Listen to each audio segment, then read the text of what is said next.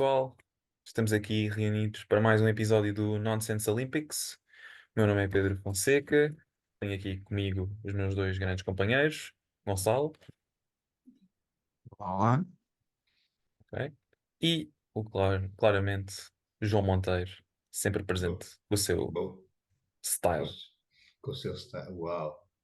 Com Yeah, uma apresentação dessas, meu Deus. yeah, isto é a pior apresentação possível, mas bem, vamos continuar. Bem, portanto, hoje vamos analisar a Conferência Este da NBA. Todas as séries. Recordamos desde já as séries Boston Celtics, Miami Heat, New York Knicks, Philadelphia 76ers, Milwaukee Bucks, Indiana Pacers e por fim os Cleveland Cavaliers contra os Orlando Magic. Ahm, Gonçalo, vamos começar por Boston, Miami. O que é que tu achas da série? O que é que tens a dizer desta série que agora virou a favor dos Celtics?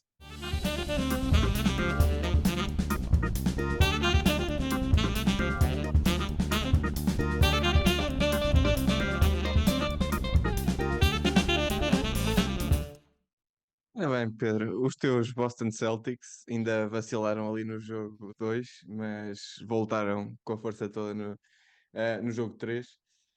E lá está, os Heat estão na série muito por mérito de Eric Spoelstra, o melhor treinador na NBA. Acho que não tenho grandes dúvidas desse facto.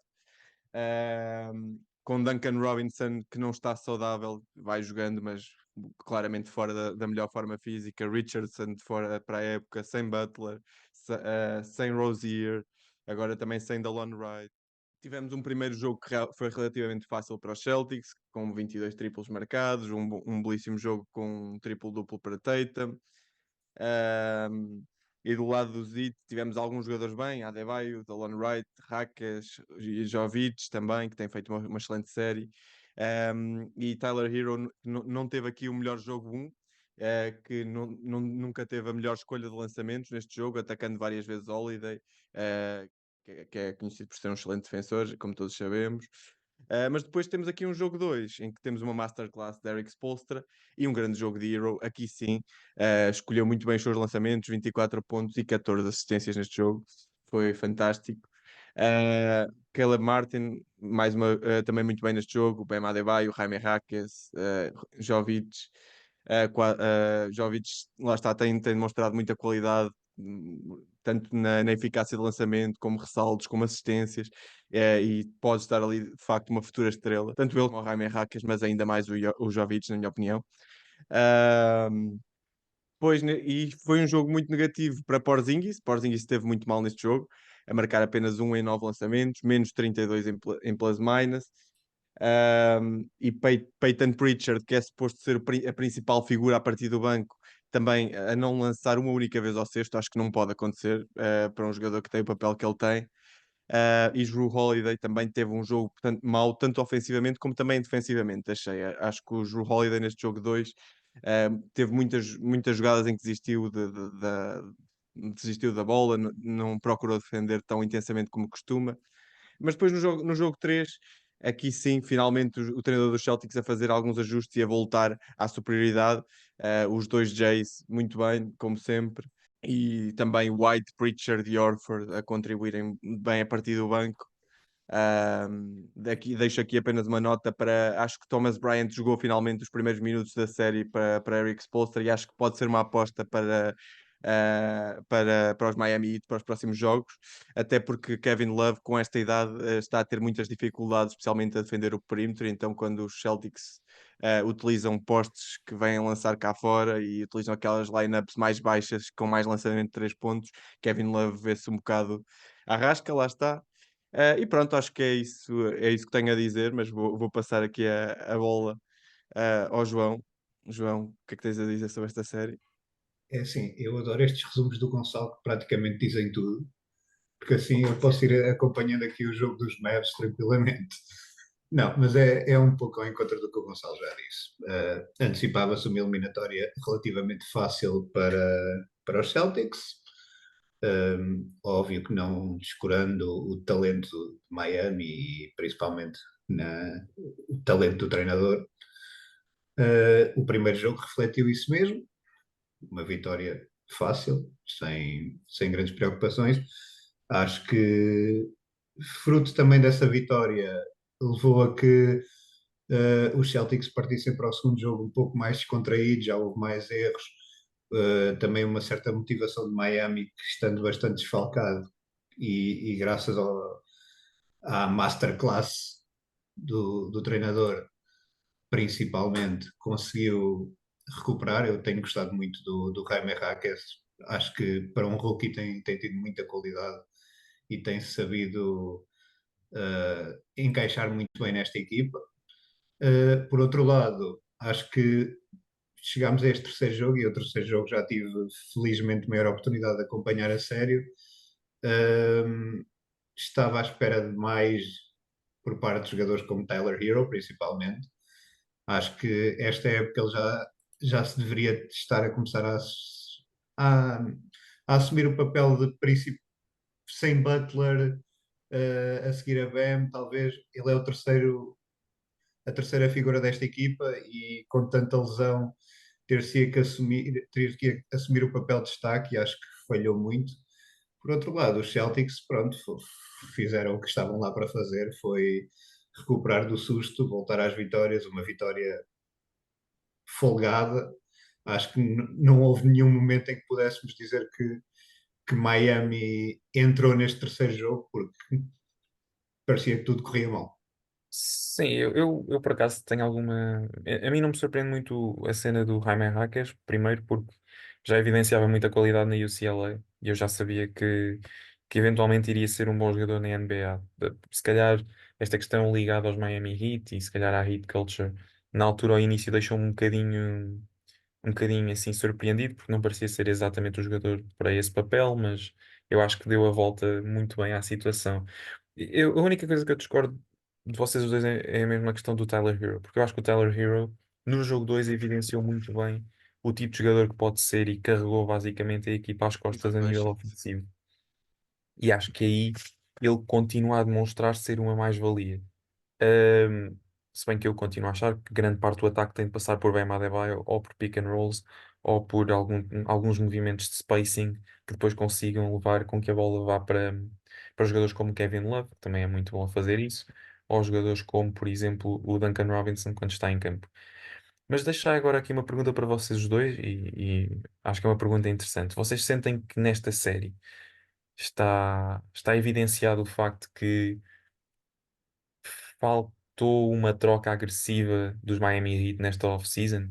Porque aquilo que eu sinto é que se calhar sem Jimmy Butler, uma equipa de Bam Adebayo que teve e Tyler Hero, mas que teve uma oportunidade para fazer uma troca agressiva por um jogador muito bom como um Bradley Beal ou como um Damian Lillard, isso chegou a ser falado várias vezes durante o verão, se esta não é a altura em que Miami se está a arrepender disso, muito tendo em conta até a estratégia que eles têm usado nestes últimos três jogos, porque têm sido jogos muito intensos, muito, como diz o nosso amigo Cyril Aloysio, live by the three, die by the three.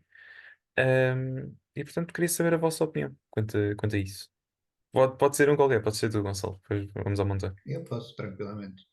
Pronto, Assim, também pode ser. eu as grandes trades, e neste caso, por exemplo, ir buscar um Bradley Beal e buscar um Damian Lillard, pode fazer a diferença, pode não fazer. É aquela coisa de, óbvio que um jogador diferenciado chega, na teoria, para fazer a diferença, mas depois se não tiveres banco, se não tiveres equipa, se não tiveres estrutura, não vale muito. E a prova disso é que o Beal está nos Suns e os Suns estão a levar na boca. Uh, um, eu quero acreditar que esta equipa dos Miami, sem essa trade, conseguiria sobreviver na mesma. O que tramou aqui foi a quantidade de lesões, porque óbvio que esta eliminatória, se calhar com Jimmy Butler a jogar regularmente, seria diferente. Óbvio que esta eliminatória com Terry Rozier poderia ser diferente. Até porque os Celtics, apesar de no papel ter uma equipa muito forte e muito consistente, são uma equipa que, regra geral, até comete bastantes erros e que se tivesse certos jogadores a sair, poderiam explorar. Não sei se seria a cena de teres neste caso, uma quarta estrela, que eu já estou a contar o Tyler Hero como estrela, a fazer a grande diferença. Agora, claro, vendo que metade do roster, entre aspas, está lesionado, óbvio que se tivesse lá mais um jogador forte, ajudaria. É um pouco a lotaria do playoff. Não sabes em que condição é que a tua equipa lá vai chegar. Sim, também concordo com isso. Só antes de passar a bola. Para mim, a grande questão aqui é claro, é que não havendo Jimmy Butler, há muito mais dificuldades para os Heat sobreviverem contra equipas como os Celtics, até mesmo Claro. contra os Knicks, embora eles tenham eliminado tanto os Knicks como os Celtics no ano passado. Eu acho que a única coisa que está a ser feito de errado, ou pelo menos que eu não gostei de ver, foi o Jimmy Butler foi para as redes sociais a seguir ao jogo 2 gozar com o Jaylen Brown a dizer Don't let us get one. No ano passado, os Heat tiveram à beira de serem eliminados depois de ter estado a ganhar a série por 3-0. Não me parece que seja muito inteligente da parte dele Mind ir games, é buscar tentar entrar na cabeça Não dos é, outros. mas é a personalidade dele. É personalidade, mas O não é Também, Butler muito não ir para a inteligente, mídia até mandar porque bitites. eu percebo isso tudo, mas a questão é que pá, os Celtics têm dois jogadores que no ano passado não tinham e que têm grandes capacidades de fazer a diferença. Mas pronto, só queria Mano, ressalvar isto. era o que o Butler faria isso qualquer dia. Podias ter ganho por 20. É a personalidade dele. Ele vai fazer os mind games. É óbvio que nós já vimos mais que uma vez que muitas vezes essas boquinhas têm o seu backfire, porque o que faz é espicaçar a equipa adversária, que neste caso até estava numa posição muito melhor que a deles. E pronto, refletiu-se no terceiro jogo. Mas isso acho que não é. Imagina, não é nada de novo, tá a ver? Sim, eu também não gostei porque eu também sou dos Celtics. Mas pronto, vamos passar à frente e dar a bola ao não, Gonçalo. Força, Gonçalo. eu em relação a isso, acho que não é justo julgarmos esta equipa do Zito pelo que têm apresentado esta época, porque lá está, estão sem o seu melhor marcador durante a regular season, Jimmy Butler, que tem exatamente os mesmos pontos que Tyler Hero, mas são os dois melhores marcadores da equipa. Está sem o quarto melhor marcador também, que é Terry Rozier. Está com o sexto muito condicionado, que é Duncan Robinson. E depois lá está mesmo a questão de adicionar uma estrela. Acho que não é de todo primeiro o modus operandi dos IT, não é a forma de funcionar do franchise. Acho que é um franchise que, por norma, claro que já teve as suas grandes Sim. contratações, Se como o ignorarmos caso do as LeBron, como é épocas óbvio. de. Pois. Mas por norma é uma equipa que prefere, que não gosta de gastar assim tanto e de ir à procura das maiores estrelas e gosta muitas vezes também de construir de forma planeada, e o próprio treinador tem esse perfil. E acho que há aqui algumas figuras que evidenciam isso. Acho que, por exemplo, o Delon Wright foi uma excelente peça que foram buscar e que se calhar outra equipa também poderia ter ido, e que teve, por exemplo, no jogo um grande jogo. E lá está, se os Heat tivessem os jogadores lesionados disponíveis, acho que seria uma história bastante diferente desta série, ou poderia ser. Agora, assim, não se pode dizer que estejam a desiludir com aquilo que têm disponível. Ok, muito bem, muito bem. Gostei muito dessa análise, por acaso.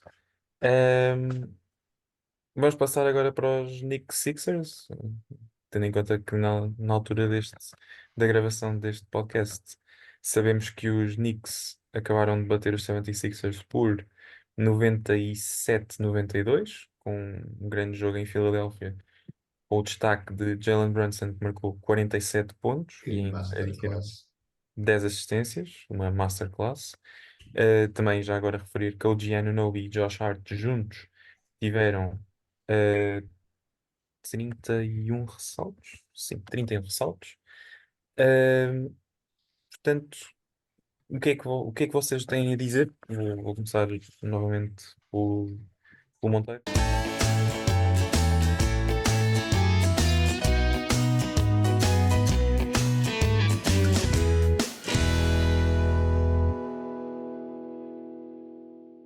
Monteiro, o que é que tu sentes que está a acontecer nesta série que tenha sido um grande destaque? E lanço já a pergunta: é para fechar em Nova York ou achas que Filadélfia ainda tem grandes hipóteses à boleia de Joel Embiid? E para mim, aquele que está a ser o destaque em Filadélfia, que é o Tyrese Maxey. É assim. eh, Filadélfia terá sempre uma palavra a dizer, né? Ninguém gosta de perder.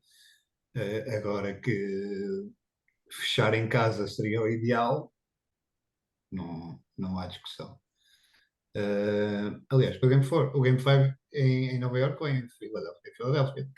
Em Nova York, se não estou em erro, é em Nova York. Não, olha que eu acho que é em Philly, deixa eu ver, peraí. Não, foram agora os dois em Philly, portanto agora Depois vai sim. passar para Nova York, exatamente. Sim. É isso, ok. Então estava trocado, sorry. Pronto. Acho que fechar em Nova York seria o ideal. Óbvio que Filadélfia terá sempre uma palavra a dizer e não se pode descurar uma equipa com Joel Embiid, com Tobias Harris, com Tyrese Maxey, uma equipa que está no core é muito boa e que se não fossem as lesões teria um sério candidato a MVP. É assim, eu tenho uma relação de amor-ódio com o Bronson. Não fosse eu fã dos Dallas Mavericks, não é? Gosto muito dele. É muito bom jogador, tenho pena dele ter ido embora. Eu gosto muito do Bronson, apesar de, pronto, gostava que ele estivesse nos meus Mavs ainda a fazer estas exibições.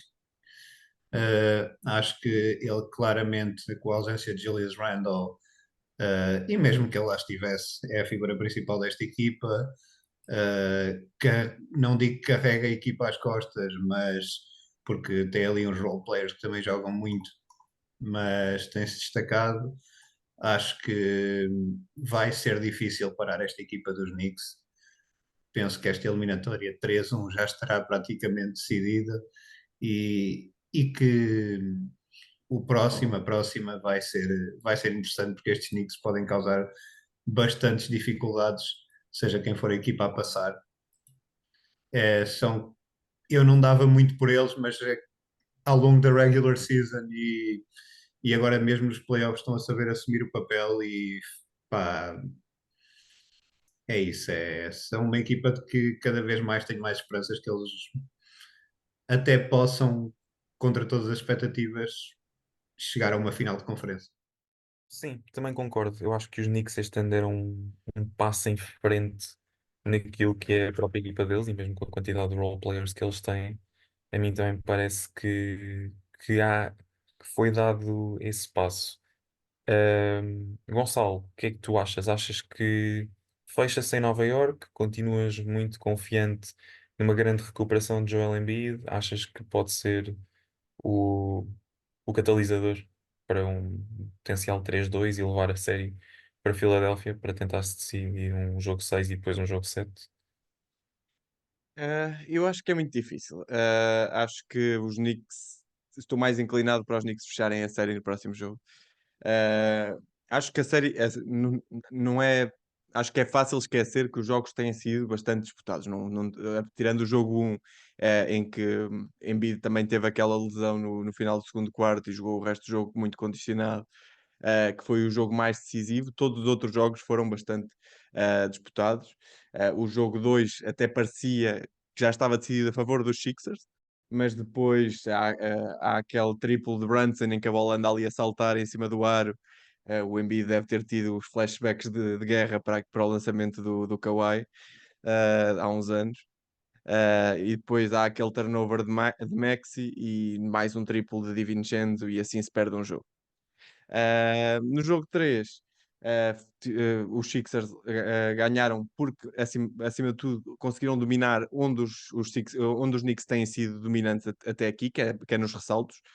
Os Knicks têm sido extremamente dominantes nas tabelas e hoje voltaram a ser. No entanto, no jogo 3 foi o único jogo em que isso não aconteceu e isso ajudou os Sixers a vencer. Um, os Sixers estavam muito com uma estratégia de estar que o jogo não fosse decidido por Brunson, sempre com 2 ou 3 jogadores, muitas vezes em cima de Brunson. E a verdade é que Brunson até aqui não tinha grandes números de marcação de pontos contra os Sixers. Se eliminarmos estes 2 últimos jogos, tinha uma média apenas de 22 pontos em 6 jogos contra os Sixers desta época. Mas agora, de facto, de 39 e agora 47 pontos, portanto, agora sim a disparar na marcação de pontos, porque os Sixers fizeram, e na minha opinião, bem, neste jogo 4, a decisão de defendê-lo apenas com um jogador, para não acontecer o que tem acontecido, que é Josh Hart, por exemplo, fazê-los pagar, que Josh Hart tem estado on fire na marcação de pontos. E quem diz Josh Hart, também aqui vários outros jogadores que têm estado muito bem. Como o Miles McBride tem tido um papel muito bom nesta série, tanto do ponto de vista da marcação de pontos como do ponto de vista da defesa também. O Dante DiVincenzo não tem estado tão bem no lançamento, mas ainda assim tem contribuído. E lá está, e assim os Knicks chegaram a este ponto nesta série. Josh Hart, que lá está, para mim tem sido, até aqui tinha sido uma das principais figuras desta série, com 21 pontos por jogo, 52% de 3 pontos. Ele que até revelou numa entrevista há pouco tempo que ficou chateado com os Sixers por não o terem escolhido na pick 25 no draft do seu ano. Que ele só foi escolhido na pick 30 dos Lakers, e então isto é um bocadinho de uma vingança para com os Sixers. Mitchell Robinson hoje não esteve, mas vinha a defender muito bem Embiid. Sem Mitchell Robinson hoje, eu até esperava que os Sixers não tivessem este domínio nas tabelas, mas ainda assim tiveram. Muito por causa dos dois jogadores que o Pedro já mencionou, o Josh Hart e o Giannonobi. Do lado de Filadélfia, acho que esta série poderia ser completamente diferente se tivéssemos o Joel Embiid bem, primeiro, e depois acho que há aqui também pelo menos mais uma ausência de peso que tem havido, que só regressou hoje, que é de Anthony Melton, que é muito importante para o jogo ofensivo de Filadélfia, porque senão obriga Lowry a jogar os 34 minutos que andava a jogar, o que não é fácil para um jogador de 37 anos, lá está, 38 agora, e que até está a fazer uma boa série, mas não é fácil para um jogador desta idade. E se Filadélfia tivesse Melton desde o início da série, acho que poderia eventualmente ser uma série diferente também. Depois, Tobias Harris tem que fazer muito mais para o contrato que tem. Uhum. Só Agora, para pôr as coisas aqui um bocadinho em perspectiva, Josh Hart, Mitchell Robinson e Dante DiVincenzo, os três juntos, ganham mesmo assim menos 2 milhões por ano do que Tobias Harris. E atenção, eu era um fã de Tobias Harris antes de vir para a Filadélfia, mas não é jogador para este tipo de contrato, já dizemos isso há bastante tempo, e não está a cumprir com essas expectativas. Depois, Buddy Hield também é um jogador que Filadélfia tem nesta rotação, que anda muito abaixo daquilo que ele poderia fazer. Ainda não marcou um único triplo nesta série, ou não tinha marcado até ao jogo de hoje, não vi se hoje marcou. Mas por este andar também o mais provável é sair dos Sixers no final desta época. Cam Payne tem-se revelado uma boa opção a partir do banco, apesar de tudo. Mas lá está, acho que apesar disto, os Knicks têm tudo para fechar a série no próximo jogo. Pedro, o que é que tu achas?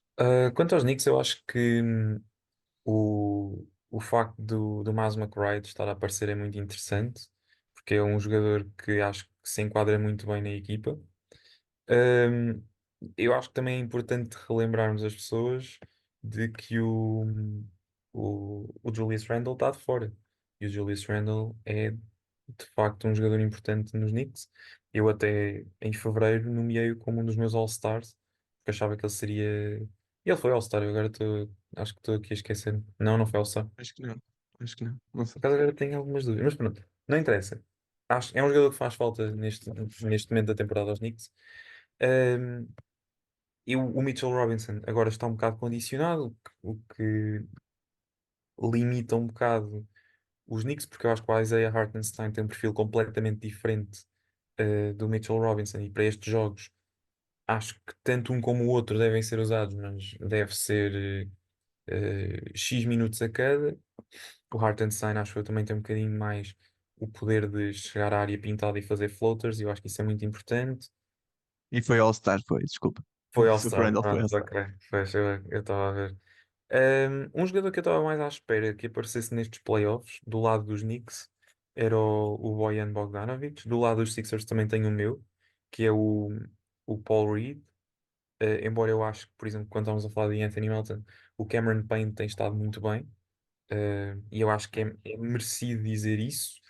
E tenho algumas dúvidas para saber como é que vai ser daqui para a frente com o Kyle Lowry, se ele fica, se ele se reforma, se ele vai para outra equipa.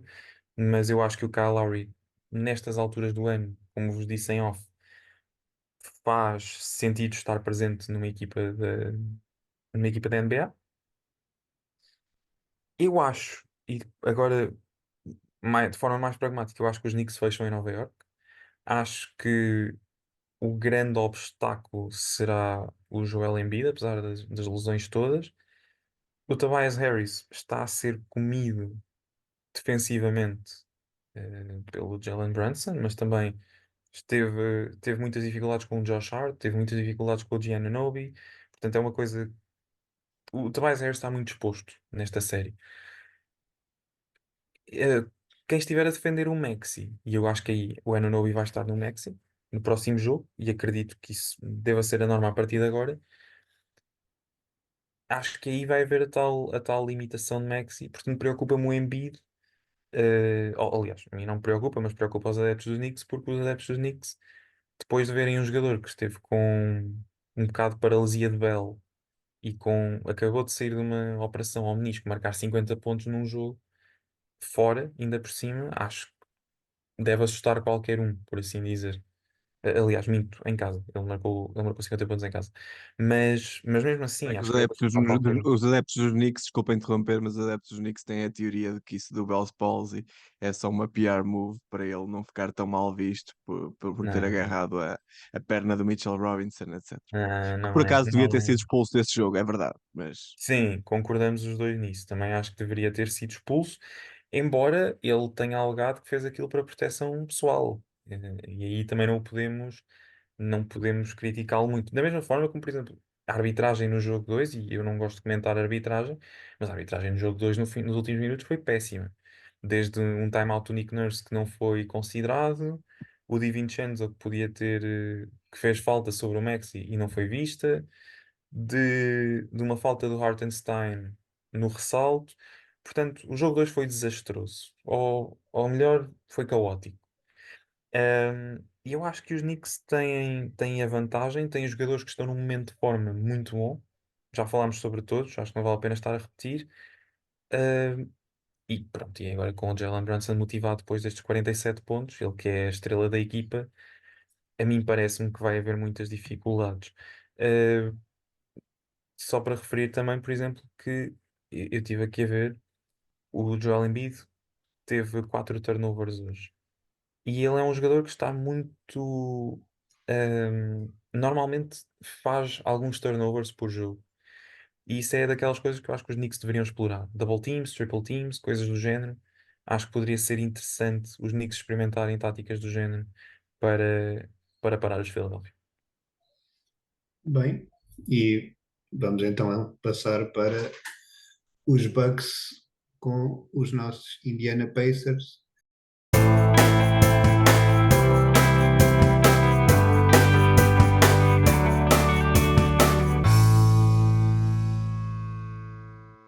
Pedro, acabaste de falar, se calhar vou lançar para o Gonçalo, mas também lanço agora uma questão à semelhança do que tu lançaste há pouco, que é, sendo tanto os Pacers como os Bucks, duas equipas que foram buscar nesta temporada uma estrela, neste caso Pascal Siakam e Damian Lillard, se beneficiaram ou não dessa aquisição agora que chegamos aos playoffs.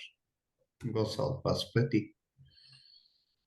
sim, acho que ambos acabaram por beneficiar. Acho que do lado dos Bucks é mais difícil de ver porque não temos Giannis, ou seja, não temos a equipa, a estrela da equipa.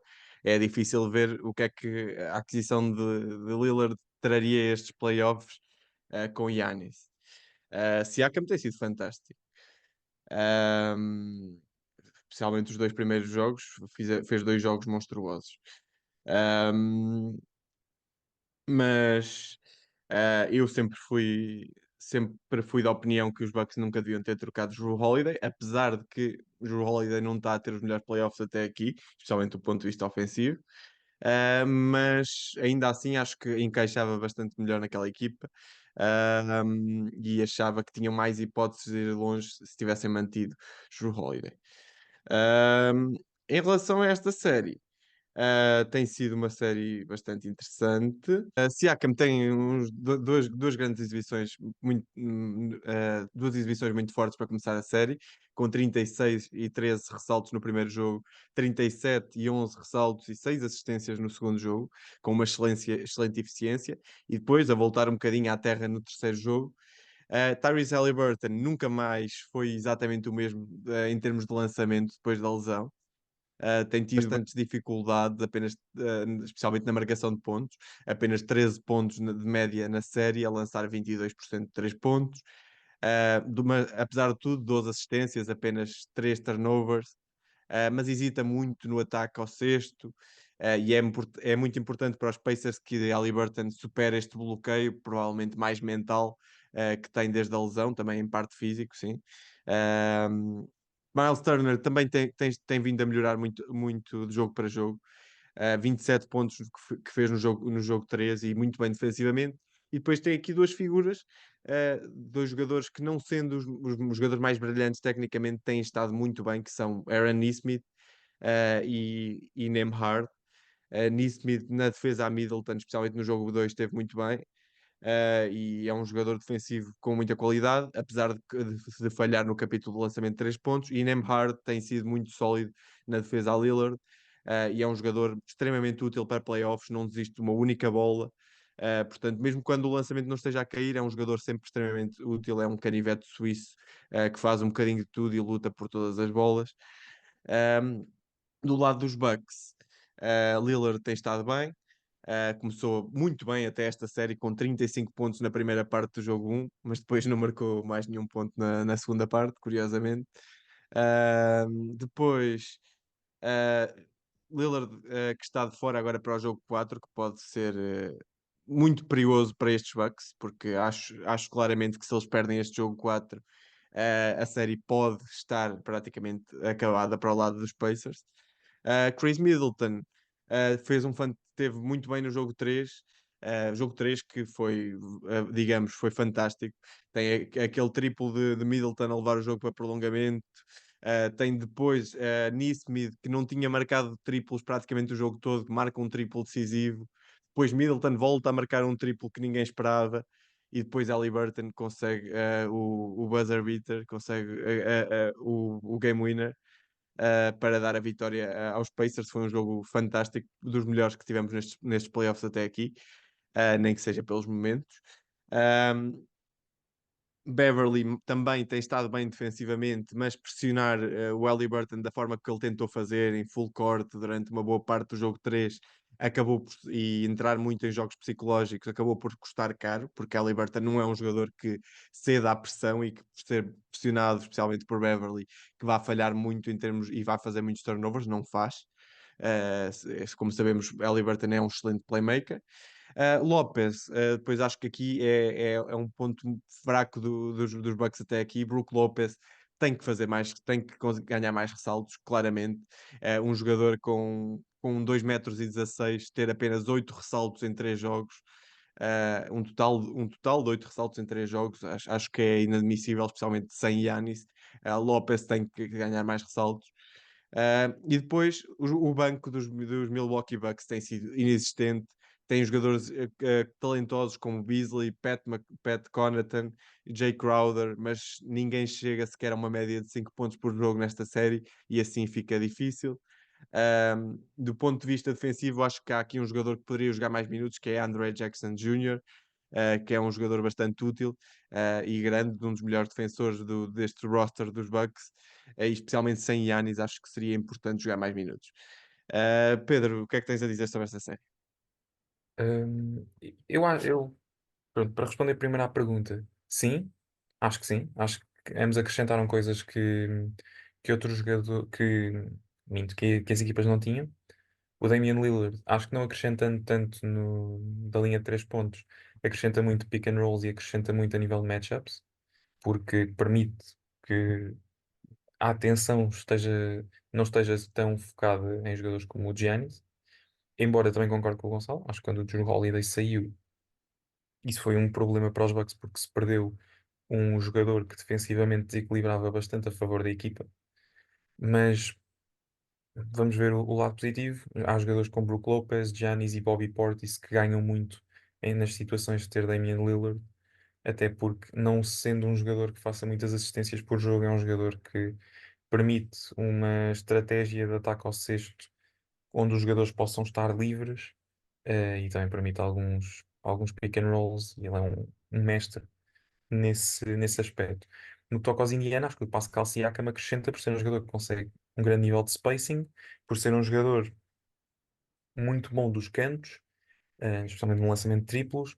Temos o Miles Turner, que não sendo o jogador que mais spacing faz, permite que esta equipa se consiga jogar muito fora da área e permite que o Haliburton trabalhe a sua magia.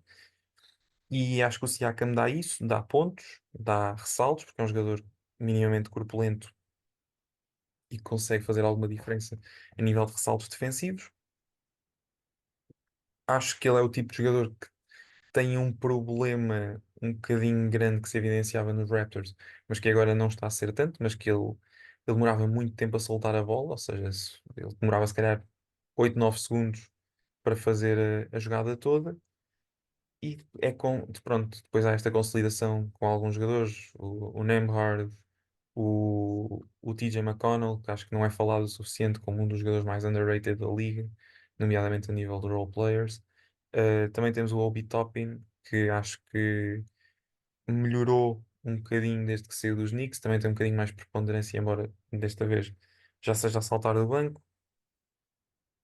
E, e acho que esses dois jogadores, sobretudo, trazem um nível diferente a estes Indiana. Eu acho que Indiana vai ganhar o próximo jogo. Acho que Milwaukee está completamente em baixo porque Middleton está tocado, Lillard e Giannis estão fora. O jogo, na hora em que estamos a gravar, deve ser daqui a 2 horas, se não estou em erro. Portanto, eu estou a ver com muitas dificuldades Milwaukee a aguentar-se. Eh, Podem usar a estratégia dos Boston, live by the three, die by the three, e marcam 20 triplos e o Pat Connaughton e sei lá, o Bobby Portis e outros jogadores podem atingir grandes níveis, mas eu duvido que essa seja a estratégia. Eu acredito que Indiana consiga ganhar o jogo. Tenho alguma curiosidade para saber se vai manter, por exemplo, a estratégia que se usou nos minutos finais com o Patrick Beverley a defender o Tyrese Haliburton, porque eu acho que o Beverley não é ágil o suficiente para acompanhar o Haliburton e tem essas dificuldades muito grandes. E depois a grande questão para mim é se desta vez o Nembhard vai para cima do Middleton. Eu acho que é um matchup defensivo que eu mais estou curioso, que é se o Andrew Nembhard vai para cima do Chris Middleton e quem é que vai ser o base, porque de certa forma Milwaukee está, não diria órfão de um base, mas os bases que tem não são eh, bons o suficiente para permitirem uma grande diferença àquilo aliás, para colmatar a diferença que o Damian Lillard traz aos Milwaukee. Portanto, tenho alguma curiosidade para saber isso, achando eu que Indiana estará em vantagem no próximo jogo. Ora, e por falar em equipas órfãs de bases, vamos passar aos Orlando Magic, uma equipa que também não tem grandes bases, mas que conseguiu igualar aqui esta série, depois de ter entrado bastante mal na série, conseguiu dar a volta de 180 graus, não vou dizer 360, como muita gente diz, mas deu a volta de 180 graus à série, e está neste momento 2-2.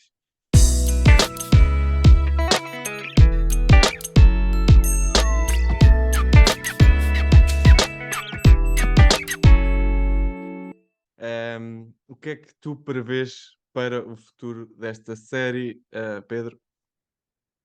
É difícil dizer. É difícil dizer. Eu acho que ambas as equipas são muito equilibradas. Eu discordo disso, de Orlando estar órfã num base, porque eu acho que o Jalen Suggs, apesar dos 7 turnovers ontem, tem sido uma peça muito importante na equipa. Acho que se juntarmos a isso os jogadores como o Banchero e o Franz Wagner, que ontem fez uma festa sozinho e basicamente dominou o jogo, acho que tem sido uma equipa muito interessante. Eu acho que os Cavs estão perdidos, novamente, porque no ano passado contra os Knicks também começaram muito bem, as coisas estavam a andar bem e de repente 2 jogos seguidos em Nova Iorque e as coisas deram para o torto. Eh, Espero que não, para o bem deles, mas o que se nota é que às vezes esta experiência Mitchell Garland não funciona muito bem. O Evan Mobley deram-lhe espaço suficiente no jogo 4, mas depois corrigiram essa situação, com o Franz Wagner depois também a fechar, desculpem, o Paulo Banquero a fechar os espaços que ele poderia obter. Estamos a falar de um jogador que para mim podia ser facilmente o Defensive Player of the Year este ano, o ano passado, nos próximos anos, pelo menos estará sempre à volta dos troféus. Eh, e eu acho que, sobretudo, jogadores como o Franz Wagner ou o Jonathan Isaac, para mim, tem feito. Se houvesse um troféu para Comeback Player of the Year, ele estaria no topo, porque foi um jogador que passou por um calvário muito grande de lesões e que está a conseguir dar a volta. Tenho alguma curiosidade para saber se a estratégia se mantém, se Banquero continua a fechar em Mobley, se vão trocar isso. Tenho alguma curiosidade para saber o que é que vai acontecer a partir daqui, mas não sei. Acho que para melhor me esclarecerem, vou passar aqui a bola ao Monteiro, que ele provavelmente conseguirá ajudar-me a perceber melhor este jogo e quero saber também a opinião dele sobre esta série. É assim, honestamente, esta foi a série que eu acompanhei menos em todos. No entanto, é assim, eu pessoalmente, ambos sabemos que eu quero que os Cleveland ganhem, até por causa da nossa side bet. Agora, eu acho que esta é a altura do Mitchell se afirmar, porque é assim, estamos a falar de um jogador que é a figura da equipe, que houve uma grande trade para o trazer para Cleveland, houve um grande espalhafado, já fez aquele mítico jogo dos 80 pontos, foi 80, foi 70, 70. 70 pontos, desculpa, eh, e que para todos os efeitos esta agora é a equipa dele e se ele está naquela fase de transição em que ele já não é um jogador jovem, já é um jogador estabelecido, está na altura de passar à fase do superstar para a qual ele tem capacidade.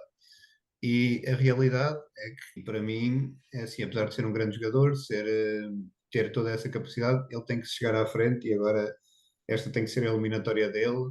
O Banquero, para mim, neste momento está a mostrar melhor jogo que ele e está na Liga há 2 anos. Um, e não pode simplesmente nesta fase, eu sou assim muito pragmático nestas coisas, não pode acontecer. Por outro lado, temos o Jarrett Allen, que está a ser um monstro nos ressaltos. Estamos a falar 20 ressaltos num jogo, 18. No entanto, esperava mais no que toca a pontos. Ele tem-se mantido ali nos 16, entre os 16 e os 20, mais ou menos. Apesar de, pronto, não dever ser o principal foco, eu acho que eu foco muito nestas coisas, foco muito nos principais jogadores, nas estrelas. Neste caso temos Mitchell, Garland e Allen. E eu acho que o Allen, apesar de pronto, ser um monstro no que toca a ressaltos, podia dar mais no que toca a pontuar, porque a equipa precisa que ele ganhe os duelos na paint e que depois finalize a seguir.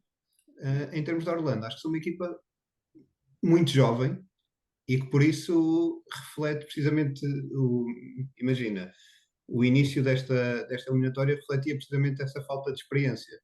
Eu salvo erro, eu acho que eles só têm 2 ou 3 jogadores que já foram a playoffs, e não é nenhum dos jogadores principais. Um, Portanto, entraram ali ainda um pouco à descoberta. No entanto, agora já, não digo que já sabem para o que vão, sentiram obviamente a diferença de experiência para um Cleveland que já está habituado a estas andanças, mas que depois foi descurando e os Orlando foram ganhando ritmo, foram começando a perceber que, ok, isto não é a regular season, está na hora de acordar e começaram a ganhar terreno. Em último caso, eu continuo a achar que esta eliminatória vai ser de Cleveland. Acho que tem que ser de Cleveland, que é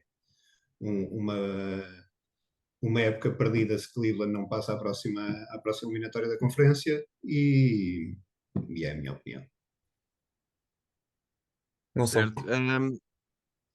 Pronto, só para completar aquilo, o ponto que fiz há bocado em relação a um base, acho que os Magic, e respondendo aqui um bocadinho ao Pedro, acho que são órfãos de um base no sentido de um playmaker. Acho que Para mim, Suggs é mais um shooting guard pequeno do que propriamente um point guard. E isso força, lá está, que depois que vários jogadores, incluindo o próprio Suggs, que teve 7 turnovers, ou o Banquero, que já teve 9, 6 ao longo desta série, faz com que vários jogadores tenham que ser esse playmaker e esse ball handler, e não são exatamente os jogadores certos para isso. Pronto. E acho que é mais nesse sentido que os Magic estão um bocadinho órfãos de um ball handler. Um, e apesar de que lá está a Suggs estar a fazer uma boa série para mim, e aqui discordo um bocadinho da opinião do João, no sentido de Mitchell ser o principal responsável pela queda dos Cleveland. Mitchell, apesar de tudo, tem dois primeiros jogos muito bons. As duas vitórias dos Cleveland, ele é o melhor marcador da equipa, 30 e 23 pontos. É um jogador que já ao longo da sua carreira tem provado ser um jogador de playoffs, e que sim, na verdade, foi muito bem defendido nos jogos 3 e 4 por Jalen Suggs, e teve dois maus jogos, mas pior do que isso para mim são as prestações de Garland, que pior do que falhar lançamentos é não lançar de todo. E para mim a segunda grande figura dos Cleveland, que é Garland, ter apenas 10 e 11 lançamentos em todos os jogos, acho que não é sustentável. Não, ou seja, por exemplo, o Mitchell teve estes dois jogos maus, e Garland poderia aparecer mais, poderia lançar mais, não o fez, ou seja, nem sequer tentou. Um, e lá está, o Garland partiu o nariz há uns meses. Foi usada essa desculpa durante uns tempos, porque não estaria ainda a 100%. Agora já passaram alguns meses, acho que o nariz partido já não é desculpa para isso. E lá está. E apesar da sua eficiência de lançamento ser boa, continua a lançar muitíssimo pouco. Não tem sido sequer um fator especialmente relevante para os Cavs nesta série. Um, Pronto, o Jarrett Allen para mim tem estado muito bem, 17 pontos, 14 ressaltos, como o João falou. Mobley também tem estado muito bem na defesa a Banquero. Banquero teve um jogo 3 excelente, fantástico, mas de resto também teve aqui uns jogos em que teve um bocadinho mais dificuldades, e foi muito também pela defesa de Mobley. Os Cavs têm mais. Depois acho que os Cavs têm um roster mais talentoso, mas apesar de tudo, estão a deixar que os Orlando mostrem mais coração e mais vontade de vencer. Os jogadores que até aqui tinham sido essenciais para a época dos Cavs, alguns dos melhores lançadores dos Cavs, como Max Strus e George Niang. E atenção, eu sou um adepto do Jazz, que sou muito fã, muito adepto do Niang enquanto pessoa, mas já vi isto em Utah. Niang não é jogador de playoffs, é um jogador que consegue ter uma excelente porcentagem de 3 pontos na regular season, mas chega aos playoffs e é sempre a mesma coisa. E este ano, mais uma vez, lá está, Struz e Niang juntos, a marcarem apenas 4 em 28 lançamentos até aqui. Isto não vai chegar. Caris LeVert também só apareceu num jogo até aqui, que foi no jogo 3. E lá está, os Orlando começaram mal esta série, mas rapidamente deram a volta. Suggs cada vez melhor, uma excelente defesa a Donovan Mitchell, e 24 pontos que chegou a fazer no jogo 3. No jogo 3, Banquero, lá está, explodiu 31 pontos com 0 turnovers e 14 ressaltos. E no jogo 4, Franz Wagner, que estava também até aqui um bocado discreto, a fazer 34 pontos e 13 ressaltos. O seu irmão Mo Wagner, sem ter umas estatísticas brilhantes, entrou com muita energia e mexeu com o jogo. E Magic finalmente bem no lançamento de 3 pontos, que era um capítulo que estavam a ter algumas dificuldades. Um, Lá está, acho que animicamente esta série caminha para uma vitória de Orlando. Porque apesar dos Cavs terem mais talento, lá está, acho que nos últimos jogos tenho visto demasiadas vezes os jogadores de Cavs olharem para baixo, já de cabisbaixo, já a darem-se por derrotados, já, e os Orlandos cheios de vontade, cheios de coração. E isso, parecendo que não, para mim acho que tem bastante influência, e acho que este momentum que os Orlando levam destes últimos 2 jogos poderá trazê-los para a vitória na série. E com isto acho que o Pedro não chegou a fazer a previsão dele para esta série. Já agora pergunto, Pedro, o que é que achas que vai dar esta série? Acho que vai a 7 jogos, mas acho que ganha. Eu acho sinceramente neste momento ganha Orlando. Se os Cavs tivessem ganho este último, eu diria que ia para os Cleveland, mas sendo assim, acho que vai para os Magic. E eu explico porque acho, aliás, não preciso explicar muito, porque eu acho que tem muito a ver com esta questão da linguagem corporal. Eu acho que está muito presente naquela cabeça a pressão que eles sofreram o ano passado com os Knicks e pronto. E acho que os Orlando ganham 4-3 num sétimo jogo em Cleveland. Vai ter que dar a volta. Não pode. Ok, eu percebo, mas não consigo. Eles vão ter, a certa altura vai ter que se acordar, não se pode repetir a história. Mas tem mais talento, lá está, Sim, mas acho e tem que mais experiência. Não sei se tem mais talento. Experiência, sim, mas talento. Tem, claro que talento, tem. acho que tem. Então, por amor de Deus. Eu Pelo Tanto o acho menos que no Mitchell como o papel. Garland, em condições normais, seriam os melhores jogadores nesta série. Sim, sim, sim, sim. sim, sim. Eu acho que ninguém está acima de um Donovan Mitchell. Mas neste momento, Atenção, acho que o estamos a jogador. dizer Darius Garland e Jalen Suggs, acho que é muito equiparável. Se compararmos E acho que isso Evan não Mobley faz ou sentido Paul nenhum. Isso é um Banchero, eu acho que é esticão. comparável. Não, podes-me dizer que o Paulo Banquero é o jogador com mais potencial nesta série, com mais potencial de crescimento. Sim, E na mesmo boa. assim, agora, que em termos de talento, teres um Donovan Mitchell neste momento, um Garland, mesmo um Allen nas respectivas posições, é complicado tu arranjar O Alan jogadores. já não sei. Pronto, Ah, pá, eu mas continuo a dizer que é o melhor, pelo menos poste, Da seja como série. for. Sim, Ah, é possível. Eu por acaso até acho que o Jarrett Allen neste ano tem estado muito, muito, muito abaixo das expectativas. sim, E mas não nas deixa de ser. playoffs sim, mas neste Sim, momento mas o acho que eu que estou a já dizer voltou não um deixa de bocadinho. ser o melhor que ali está, estás a perceber? Não, estamos a falar em termos de talento, não estamos a falar em termos de potencial e do que sim, pode vir a ser. claro. Mas eu acho, eu por acaso até eu só tenho essa opinião distinta porque eu acho que, por exemplo, quando nós vamos a ver o jogo dos Orlando, eu acho que tem que ser dito que, por exemplo, o Jonathan Isaac neste momento consegue facilmente competir com, por exemplo, com o outro Sixth Man que é o Caris LeVert. E atenção, eu acho que o LeVert fez um jogo 3 fantástico, tipo, Mas foi o único. fantástico mesmo. Por exemplo, a Sim, mim, eu questiono como é que, queres? por exemplo, o Isaac Okoro neste momento está a saltar do banco, mesmo a jogar 20 minutos e não consegue produzir. Tipo, a produção dele tem sido muito, muito O fraca. Struz a mesma Agora, coisa. O agora que vocês Struz a estão a mesma falar, coisa. Ah se pá, e eu não. não acredito que esta dependência de um Donovan Mitchell, que depois pode acontecer isto, 5 em 14 foi o que aconteceu. Ah pá, não sei, eu tenho muitas... O Jarrett Allen acho que é muito limitado no sentido em que Olha, ele lança muita área pintada. Pá, depois tens o Evan Mobley que lança um bocadinho mais mid-range e já melhora um Mas bocadito. mesmo o Evan Mobley eu acho é que tem assim. progredido muito pouco ofensivamente. Eu Sim, sim, esperava sim. muito mais Sim, o true. desenvolvimento do jogo ofensivo dele. Mas o Evan Mobley compensa na defesa. O Jarrett Allen compensa porque, imagina, podemos dar o argumento que ele compensa porque é alto, mas é o mesmo argumento que ele tinha nos Nets, que é compensa porque é alto. É mesmo isso. Não, não Lá está. tens Eles outro lado. E agora ofensivamente eu tens o acho que Evan tanto um Mobley ao como o lado. outro.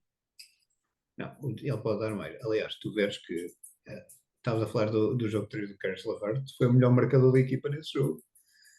O que é Sim, triste é ter sido com 15 pontos. sim, sim, sim. Pois, Eu acho que outra cena que nós não estamos a falar, e acho que podíamos começar a falar, porque eu acho que é muito interessante relativamente a esta série, é que o Cole Anthony só apareceu no jogo 3. E agora, mesmo no O jogo Anthony 4 também já voltou a desaparecer. não tem estado à altura. sim, sim. Cole Anthony simplesmente tem estado um bocado abaixo das expectativas e eu acho que isso também é muito. Tem sido muito a Fultz contribuir também, para mas a já apareceu contraproducente. entretanto. Quem desculpa?